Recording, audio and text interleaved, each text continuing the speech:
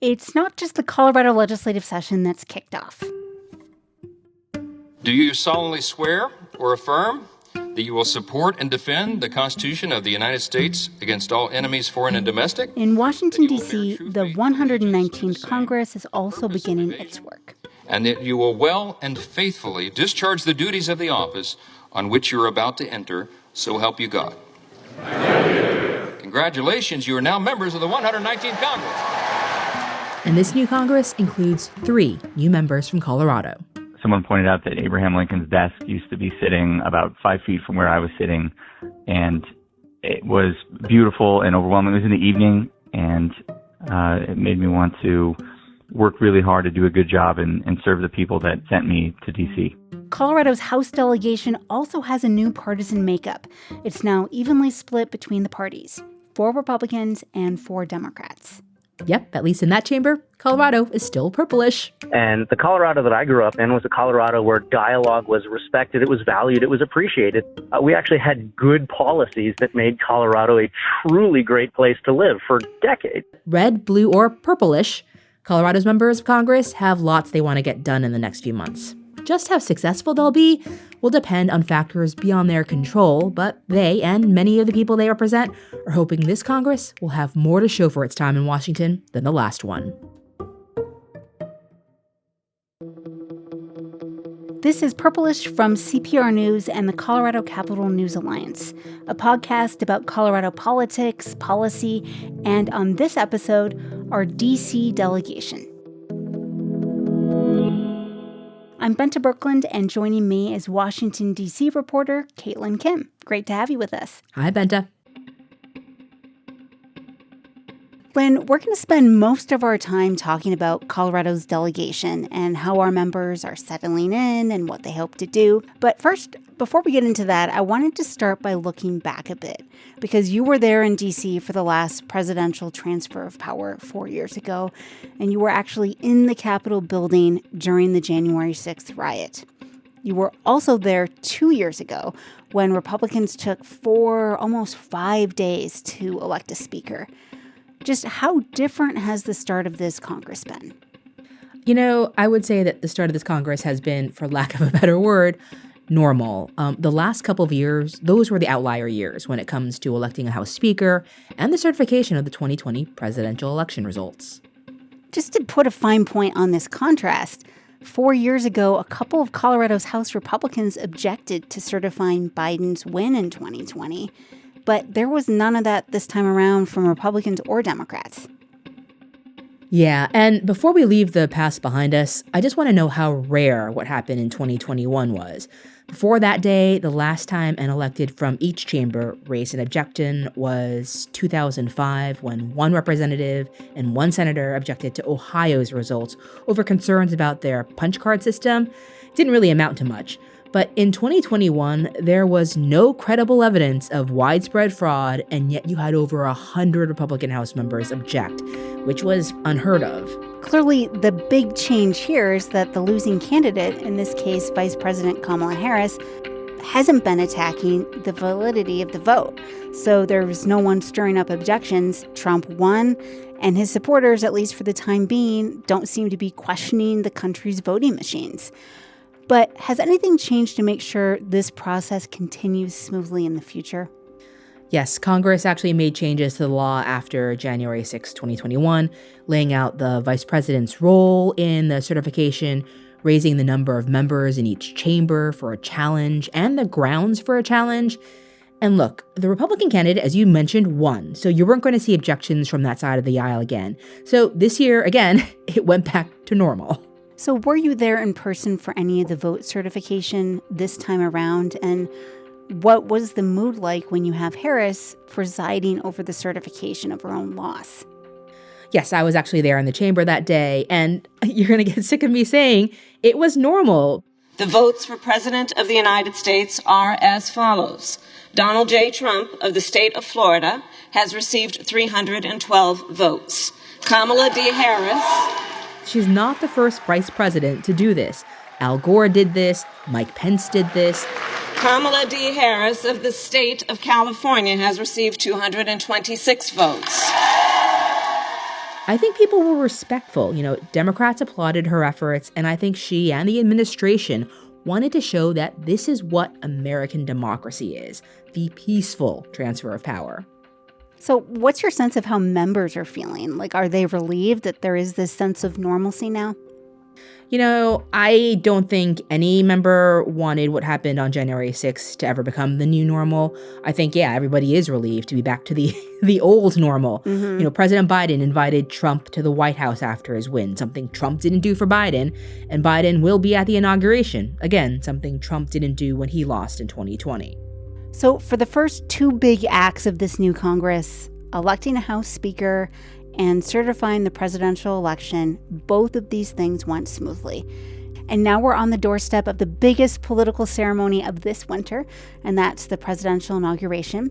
And I actually know that a handful of state lawmakers are planning to attend in person. And I talked to State Representative Matt Soper. He's from Delta, and he said this will be the first time he's ever attended a presidential inauguration. To me, this is a really historic event because it's one of those rare opportunities where us as Republicans, we have the White House, the House, and the Senate, along with the Supreme Court. And to me, it's a celebration of victories that we had, even though our victories here in Colorado were limited. It certainly is something that I wanted to be able to be there and to be part of history and to see what it's like.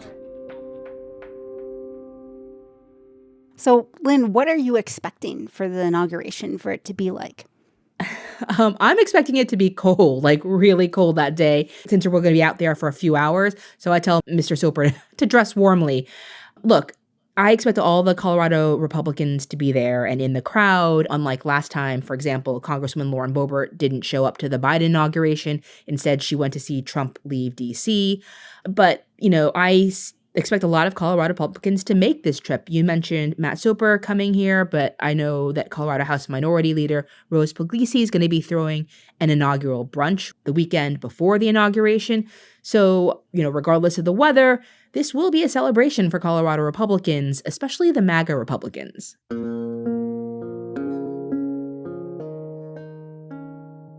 Lynn, let's start with the new faces in Colorado's House delegation. Jeff Hurd in the 3rd Congressional District, he's from Grand Junction. Jeff Crank in the 5th Congressional District from Colorado Springs. And then Gabe Evans in the 8th Congressional District from Fort Lupton. How do you think they're settling in so far?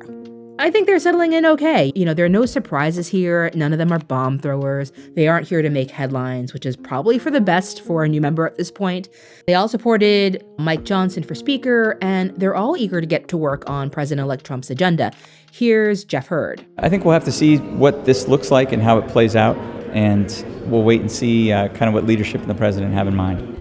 Lynn, you were there when some of them were sworn into office. Does that happen in the House chamber, and what was kind of the scene there? Yeah, it actually does. You see about 435 or more people, because they usually have family in the chambers with them. They stand up, they raise their right hand, they get sworn in, and everybody is clapping and applauding and shaking hands. And then they pour out of the chamber and they go for what is called their ceremonial photo. And that's this photo shoot that they set up that they could get their pictures with their family members and the speaker. And it's actually quite kind of cool because the Library of Congress has all these different religious texts as well as copies of the U.S. Constitution that families could be sworn in on.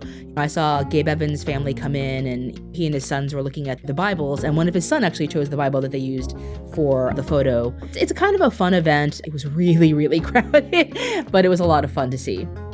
Yeah, I can imagine. And it sounds similar on a larger scale to what we see in Colorado for the opening day of our session.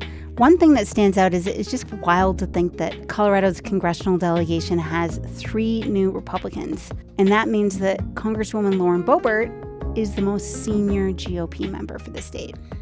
Yeah, she's now the longest serving Republican in the delegation, and she just got into office in 2021. Technically, Crank was a staffer in the early aughts. But even Boebert is in sort of a new situation because she's representing a different district now that she succeeded in moving electorally from the 3rd district to the 4th. And if that's news to you, you may want to go find our election wrap-up show from November, and we get into all the details about Boebert switching districts.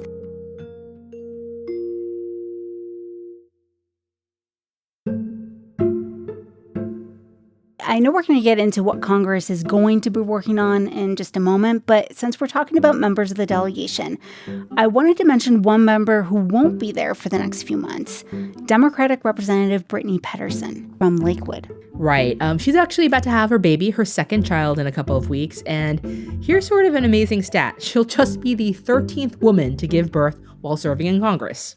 You know what's funny? I actually wrote about the birth of Petterson's first child, and that's because it was news at the time. She was serving at the state Senate, and everyone in the media thought it was the first time a Colorado lawmaker had ever given birth during session. It turns out it was the second time someone reached out to me and said, no, actually, I had a son when I was in the chamber, but... Hopefully not actually in the chamber. Yeah, no, but it's still really rare at the State House, and it sounds like at the congressional level, too. What is Petterson going to do now that she's in Congress? Well, she's actually going to have the baby back in Colorado, where her doctors and her support network are. And under the current rules, that means she's giving up her chance to vote until she returns to D.C. But she's actually been working to change that. She's teamed up with Republicans and other Democrats. The main Republican that comes to mind is Anna Paulina Luna of Florida, to push for a rule change to allow House members to vote by proxy while they're out on parental leave. Yeah, immediate priority is getting proxy voting for new parents. Hopefully I'll have a voice while I'm on leave.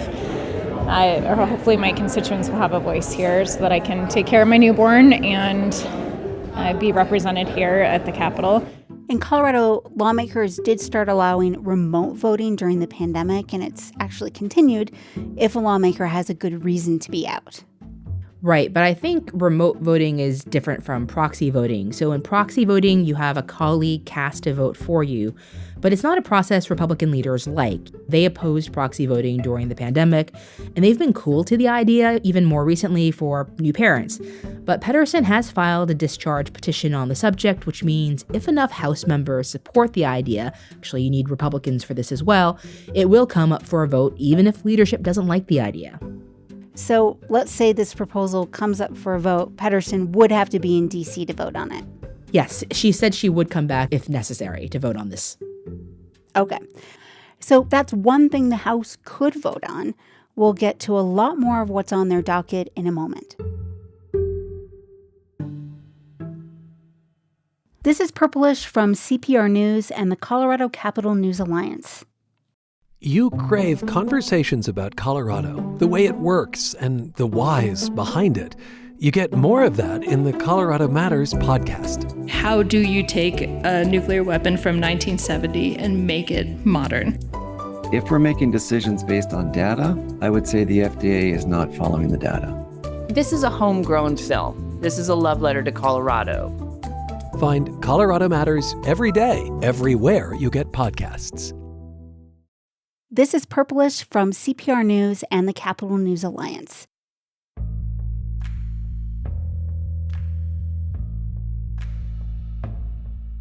Lynn, the Senate has changed hands. Republicans are in control.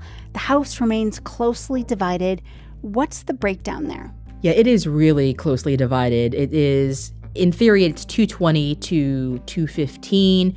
But you had Matt Gaetz resign, so right now it's 219 to 215, and then 2 more House members will be resigning shortly to go work in the Trump administration.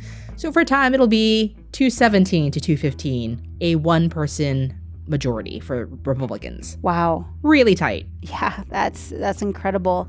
How much do lawmakers think they could get done in this Congress?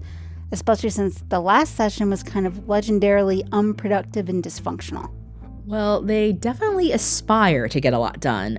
When I talked with Jeff Crank, as you mentioned, the new congressman for the 5th Congressional District, one of the big things he brought up is Space Command Headquarters and the need to keep it in Colorado. No, Lynn, that is the issue that is never going to die. When you thought you were done covering that, it just comes back.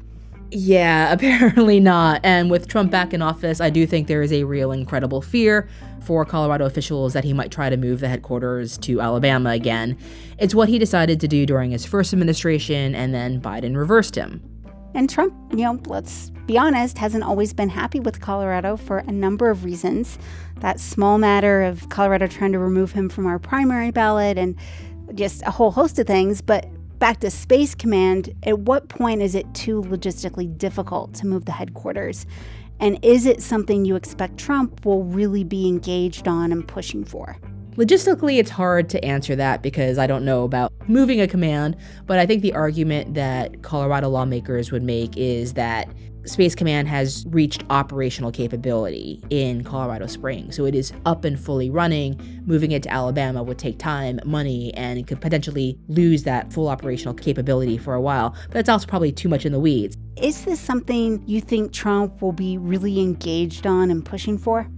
I don't know if Trump will be. I know the Alabama delegation will be. And I feel like there are probably more members in the Alabama delegation that have Trump's ear than the Colorado delegation. From what you're hearing, what's Colorado's delegation role in this at this point? So KUNC is working with the delegation to convince Trump not to do anything. He said he spoke with Senator John Hickenlooper during the joint session of Congress earlier this month about it. Congresswoman Boebert also said she was going to talk to Trump about this when he had a bunch of Republican factions meet with him in Florida recently. So she's put her political capital in this too. Talking about Boebert, what do you think she'll be working on in this Congress? And do you think we'll see her sponsor different types of bills now that she represents the Eastern Plains instead of Southern Colorado and the Western Slope? You know, Boebert says she's looking to back legislation that finds sort of a federal-local nexus, ideas where federal and local issues can overlap. One example is setting up new zip codes for communities. She actually started working on that in the last Congress. She had a bill that made it through the House and came close in the Senate. And this time she thinks she can get it through. Why is that having trouble passing? It seems like it's the least controversial idea ever. It involves money, and that's always controversial. But I would say this time around, she's going to try and get more senators on board by adding more unique zip codes in more places, growing the bill to capture interests in more states. So Boebert's creating zip codes. KUNC's worried about Space Command. What about Jeff Hurd? He's got this huge 3rd congressional district to worry about.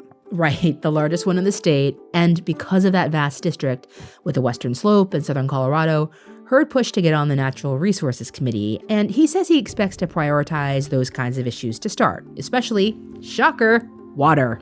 Sure. Well, first and foremost, we need to protect the Colorado River Compact and do everything we can to make sure that that bedrock document remains in place and is supported. Increasing storage, particularly high-altitude distributed storage. And to keep moving along the list of Republicans, the last one is Gabe Evans from Fort Lupton, north of Denver. He's sitting on the Energy and Commerce Committee, and when I talked to him, he said he's worried about a big economic driver in his district, the energy industry, and cutting the red tape around that. I would argue that a lot of that is as a result of, duplicative regulations, unnecessary red tape in places, outright punitive regulations that are designed to go after industries that may not be politically popular, such as the oil and gas industry. It makes sense that Evans would worry about that since there's so much drilling in that part of northern Colorado, but also a lot of homeowners in his district worried about the impacts of oil and gas wells being near where they live. So I think it'll be interesting to see how Evans tries to balance that, especially since he's in this toss-up district. Yeah, given how narrow the margins are in that district, basically everything Evans does will be a balancing act, trying to convince voters to send him back in 2 years. So like Democrat Yadira Caraveo, who he defeated, he's going to be someone whose votes and positions I'll be watching closely. What about Colorado's Democrats? What are they focused on now that their party's out of power and in the minority? Unsurprisingly, issues where they can find bipartisan support, because they'll need that to get bills passed with Republicans in control. And one theme I heard a lot from all the Democrats is bringing down costs for Coloradans. For instance, Representative Diana DeGette will be the ranking member of the Health Subcommittee on Energy and Commerce, and she said she's focused on issues like lowering the cost of prescription drugs. Representative Joe Neguse mentioned things like permanently raising wildland firefighter pay and addressing drought. Senator Hickenlooper talked about permitting reform and apprenticeships, 2 areas he's been focused on in the Senate. It sounds like some of the congressional Democrats are just kind of going back to key things they've been focused on, trying to get some progress. They're in the minority. It's a little bit of a contrast to what we're seeing at the local level, because Democrats at the State House have talked quite a bit about pushing back against the incoming Trump administration when necessary. And when Trump came into office the first time 8 years ago, I remember hearing a lot of resistance and fighting back against the agenda, also at the congressional level. Is it a little different this time around? Are you not hearing as much of that from Democrats? Because to me, that's a little surprising compared to what I'm hearing in Colorado. It does feel a little different, at least right now. All the Democrats I spoke with really stressed trying to find common ground where they can. Of course, that could change really quickly depending on what Trump and the Republicans try to do. Listen to how Congressman Jason Crow managed to cover both these ideas. I try to find common ground. I work a lot with my fellow veterans here in Washington to do that, and I will continue to do that. But if the administration wants to target children, wants to target families, our refugee community, our immigrant community, unfairly, unlawfully, then we'll push back against that. So is Crow talking about mass deportations? It's worth noting Crow represents Aurora, where Trump held a hardline immigration rally during the presidential campaign. And Trump has really name-checked the area, calling it a war zone that's overrun with immigrants. I think Aurora's a lot of things. It's probably not a war zone. I think Crow was talking about immigration policy in general, but that's not all. When I talked with him, the example Crow actually used was if Trump moves forward with lots of tariffs and it leads to increased prices. And look, if history is any guide, the midterm elections should be good for Democrats. They tend to favor the party not in power. And if that pattern holds true and they can retake the House, most likely the House, we'll see about the Senate, that tone might change pretty quickly. Even in a show about the new Congress, the next election is just around the corner. People may not want to hear that, listeners. But of course, people are already thinking about it. They're always thinking about the next election. Lynn, at the same time, our delegation is trying to get to work with their own bills and ideas and things they want to accomplish.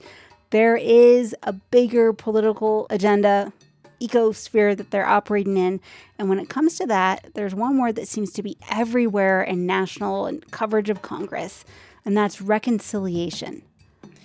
Right. This is the legislative procedure Republicans are going to try to use to pass a lot of their priorities this spring.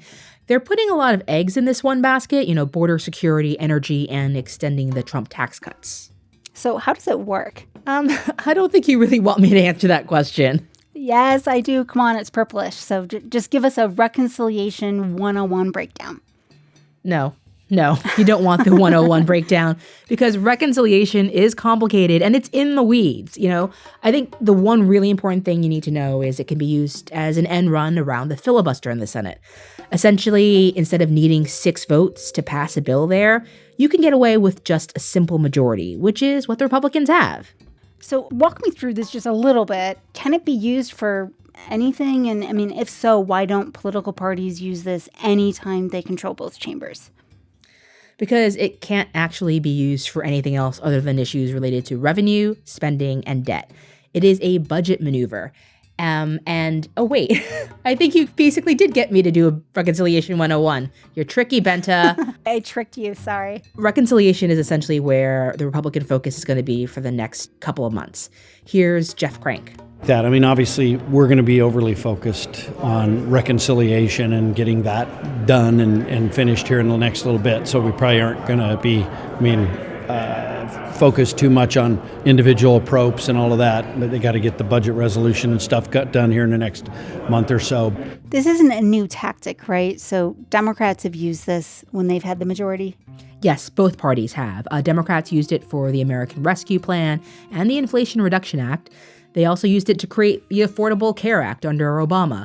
Republicans used it in 2017 to get the Trump tax cuts. Okay, so this is a pretty familiar process. Yes, it's a familiar process, but the details are missing. Like I said, there's this discussion about whether to do one reconciliation bill or 2, and they have to nail down those kind of details.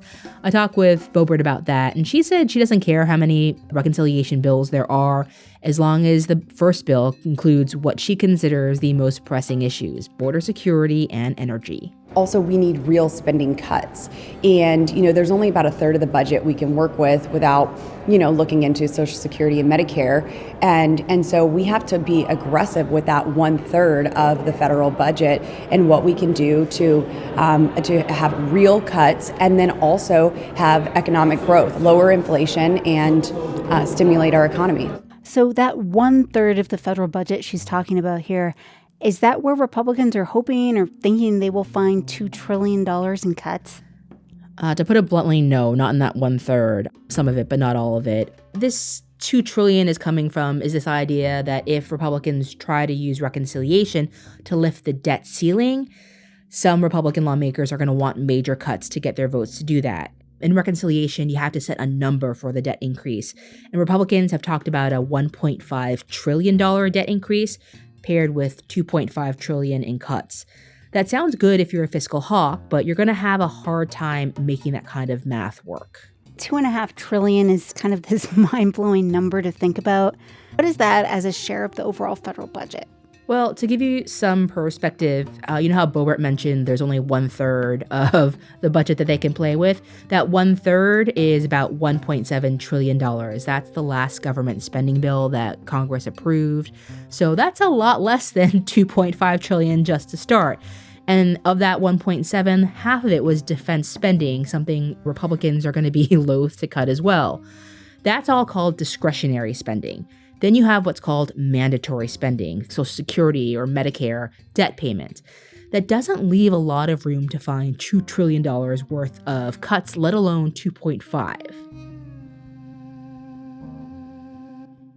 It's just not easy to cut programs in general. They all have supporters who will certainly pressure members of Congress to fight for those programs. So it seems like trying to do these savings could unleash all sorts of battles, especially for members whose districts may be really impacted. Right. What I'm waiting to see is exactly where Republicans propose cuts, especially any to mandatory spending, because right now all of this is theoretical. When they actually have cuts on paper, to use a sports metaphor politicians love, we'll see whether or not Republicans can actually complete this pass or if they fumble. How likely will it be to find something that enough Republicans actually back? So that's going to be the big $64 million or maybe $2.5 trillion question here on Capitol Hill. It's not a sure thing that even with reconciliation, Republicans can do everything they want. At least Democrats don't think they can. And is that because of the tight margins? Exactly. It's simple math. The margins are just so small right now, especially in the House, where Johnson will, as I mentioned earlier, be down to a 1-vote margin for a couple of months. That leaves no wiggle room. I mean, to essentially get the entire GOP caucus on board with something seems like a nearly impossible feat. Exactly. And a lot of what I would call the governing bills passed the last Congress with the help of Democrats. But this time, Republicans are looking to do reconciliation, raising possibly the debt ceiling, all on their own. Democrats are not going to be on board with what they put in those bills. That's asking a lot of Republican members, a handful of which have never voted to lift the debt ceiling. That's why people like Congressman Joe Neguse, who is also the Democrats' assistant leader, are skeptical of what Republicans will really be able to get done. In my view, if passed as prologue, in the 118th Congress, Democrats had to step forward and serve effectively as the governing majority, working in tandem with our colleagues on this side of the aisle to prevent a debt default, to ultimately ensure that the lights were kept on and the government was funded time and time again. It stretches logic to think that they, given the tight margins they have, will be able to do that on their own, particularly given the beliefs of many of their sort of extreme colleagues or extreme wing of their party, but we'll see. That said, Trump will also have the bully pulpit to try and force Republicans to support reconciliation, and as we know, he's not afraid to use it. I think Republicans will get reconciliation done, just as Democrats were able to do some big things when they had tight margins through reconciliation. I'm just not sure it will be as fast as Republican congressional leaders hope, because again, it only takes a couple of lawmakers to hold things up.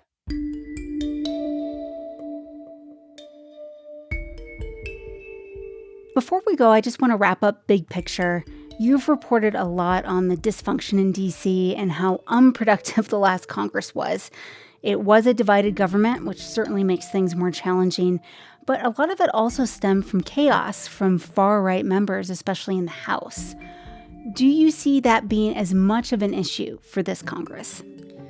I think that remains to be seen. Look, on the glass half full side of things, Republicans have spoken a lot about how they're unified behind Trump's agenda.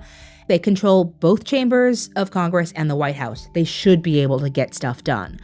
Now, that said, on the glass half empty side of things, House Republicans did lose seats from the last Congress, and they have had members of the Republican caucus who've been more than willing to go up against leadership and the rest of the caucus on issues. And there are legislative challenges or perhaps landmines ahead, like government funding or the Farm Bill, that House Republicans may not be able to unify behind, and leadership will have to negotiate with Democrats, which some Republicans are not going to like. And to be clear, in the Senate, the Republicans will have to negotiate with Democrats to clear the filibuster. That's that 60-vote threshold that actually has to be met to pass legislation. Well, Lynn, I thought covering the State House was tiring, but that just has me exhausted hearing about everything you're going to be covering the next few months. Thanks so much for joining us to break it all down. Thanks for having me.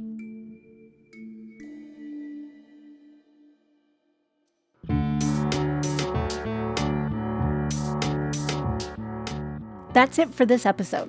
Purplish is a production of member-supported Colorado Public Radio and the Colorado Capital News Alliance.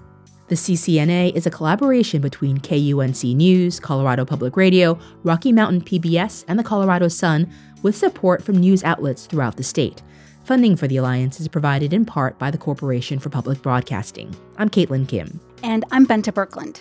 This episode was edited by Megan Verlee and Joe Erickson and produced by Shane Rumsey. Purplish will be back in your feeds next week. Subscribe now so you don't miss an episode.